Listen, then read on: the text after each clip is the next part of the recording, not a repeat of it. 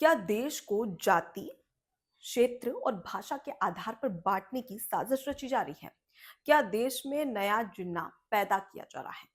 ये कहना है मुख्यमंत्री योगी आदित्यनाथ का। दरअसल मुख्यमंत्री योगी आदित्यनाथ बिहार में चुनावी सभा को संबोधित कर रहे थे। इस दौरान वो कहते हैं कि कांग्रेस ने हमेशा से तुष्टीकरण की राजनीति की है और यही वजह है कि 1947 में कांग्रेस के तुष्टीकरण की राजनीति की वजह से भारत का विभाजन हो गया, यानी कि हिंदुस्तान और पाकिस्तान में। उसके साथ ही मुख्यमंत्री योगी आदित्यनाथ ये कहते हैं कि जाति, क्षेत्र और भाषा के आधार पर विभाजन की साजिश के तहत भारत में एक नया जिन्ना पैदा किया जा रहा है। इस जिन्ना को पैदा नहीं होने देना है और इसके पैदा होने से पहले ही उसे खत्म कर देना है। ये कहना था मुख्यमंत्री योगी आदित्यनाथ का। अब सवाल ये खड़ा होता है कि क्या वाकई में भारत को जाति, क्षेत्र और भाषा के आधार पर बांटने की कोशिश की गई है? अगर देखें तो कुछ हद तक सही भी कहा है। ऐसे कई दिग्गज नेता हैं विपक्ष के जिनकी ओर से हमेशा से जातिवाद की राजनीति, भाषा को लेकर राजनीति और क्षेत्र को लेकर राजनीति की गई है। इसमें सबसे पहले अगर बात करें तो समाजवादी पार्टी प्रमुख अखिलेश यादव, जिन्होंने 2024 के लोकसभा चुनाव के दौरान साफ तौर पर कहा था कि पीडीए की सरकार बनाएंगे। पीडीए पिछड़ा, दलित, आदिवासी, अल्पसंख्यक इसकी सरकार बनाएगी और इसके नारे भी दिए थे। यानी कि यहाँ पर साफ तौर पर जाति के आधार पर चुनाव लड़ने की बात कही गई थी अखिलेश यादव की ओर से। अब इसका फायदा भी अखिलेश यादव को हुआ। 2024 के लोकसभा चुनाव में उत्तर प्रदेश में सबसे ज्यादा जो सीटें आई थी वो अखिलेश यादव की समाजवादी पार्टी की ही आई थी। इससे साफ जाहिर होता है कि जो जाति का जो मुद्दा था वो बहुत अच्छे तरीके से अखिलेश यादव भुनाते हुए नजर आए, जिसमें उनको सफलता भी मिली। अब बात कर लेते हैं राहुल गांधी। कांग्रेस के दिग्गज नेता और सांसद राहुल गांधी जो अक्सर अपने बयानों के लिए चर्चाओं में रहते हैं। राहुल गांधी का एक बयान सामने आया था जिसमें उन्होंने कहा था कि देश के जो टॉप 10 कंपनीज हैं उनमें कोई भी आपको दलित नजर नहीं आएगा। कितना बेतुका बयान था। जरा आप सोचिए कि देश में अगर टॉप 10 कंपनी के जो मालिक हैं वो क्या ऊंची जाति की होने की वजह से या फिर दलित होने की वजह से टॉप 10 कंपनियां हैं उनके पास? नहीं, वो योग्यता के आधार पर, वो क्षमता के आधार पर है। आपकी योग्यता डिसाइड करती है कि आप कितने ऊंचे हो सकते हैं, यानी कि कितने सक्सेसफुल हो सकते हैं और कितने अनसक्सेसफुल हो सकते हैं। ना कि जाति के आधार पर यह तय होता है कि आप उस लायक हैं या नहीं है। अब इसके बाद में राहुल गांधी का एक और काफी ज्यादा सियासी बयान सामने आता है जिसमें खूब सियासत देखने को मिलती है। राहुल गांधी इस दौरान इंडियन आर्मी को भी नहीं छोड़ते हैं। वो कहते हैं कि जो देश की सेना है उस पर 10% लोग ही यहाँ पर उसको कंट्रोल कर रहे हैं, यानी कि देश की सेना को 10% लोग ही कंट्रोल कर रहे हैं। अब ये कहना जब राहुल गांधी सामने कहते हैं तो उसके बाद में जमकर हंगामा हो जाता है और तमाम जो नेतागण हैं वो राहुल गांधी को जमकर लताड़ लगाते हुए नजर आते हैं। साफ तौर पर नेतागण का और बीजेपी का ये कहना होता है कि कैसा बेतुका सा यहाँ पर बात कही जाती है अपनी जाति की राजनीति को भुनाने के लिए। क्योंकि इंडियन आर्मी की अगर बात करें, देश की सेना की बात करें, तो ये यहाँ पर देश की सेना की सुरक्षा पर यहाँ पर सवाल खड़े कर रहे हैं राहुल गांधी। यानी कि इंडियन आर्मी में भी यहाँ पर जाति खोलने में लगे हुए हैं राहुल गांधी।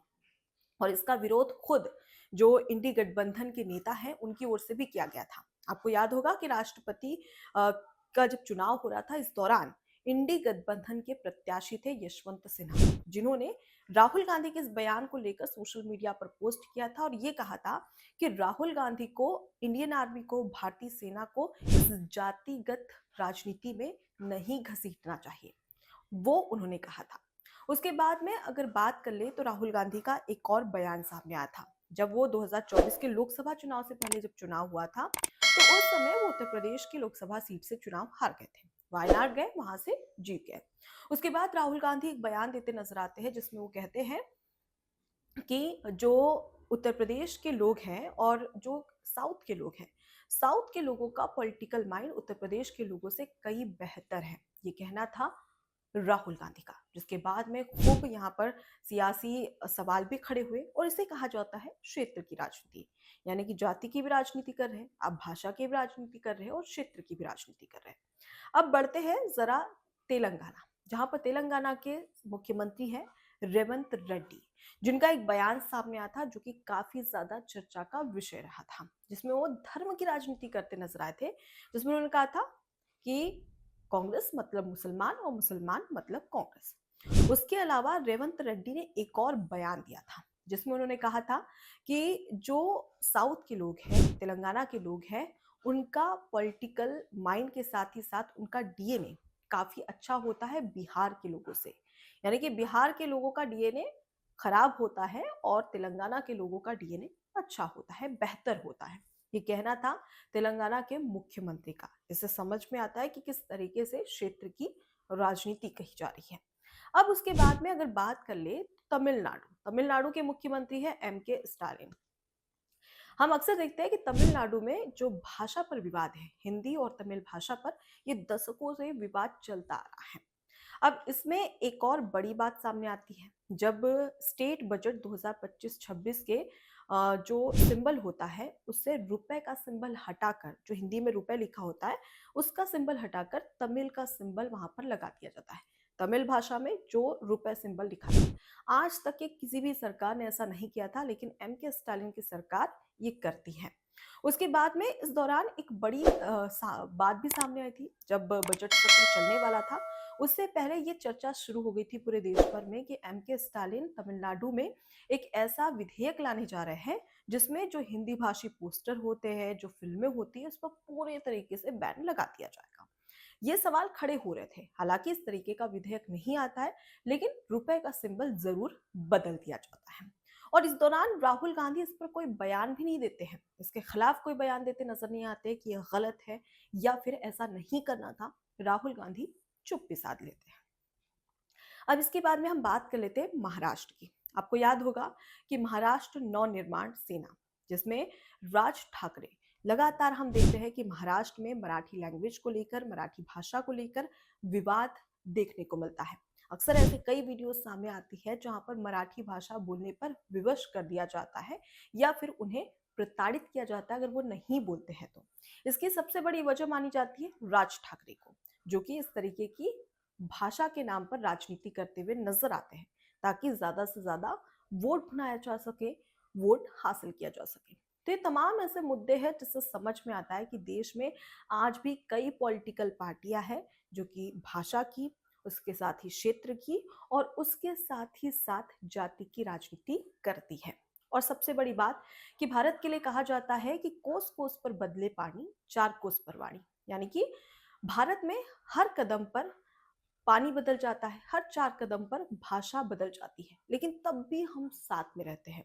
भारत जिसे विविधताओं का देश कहा जाता है, भारत की खूबसूरती ही यही थी कि यहाँ पर अलग अलग जाति, अलग अलग धर्म के लोग रहते हैं, लेकिन तब भी सब मिलजुल कर रहते हैं। लेकिन शायद ये जो पॉलिटिकल पार्टियां हैं, राजनीतिक पार्टियां हैं, उन्हें ये बर्दाश्त नहीं हो रहा है और इसी वजह से वो इसी तरीके की जाति, धर्म, भाषा और क्षेत्र की राजनीति लेकर आती है जिससे कि ज्यादा से ज्यादा जो वोट है वो पाए जा सके।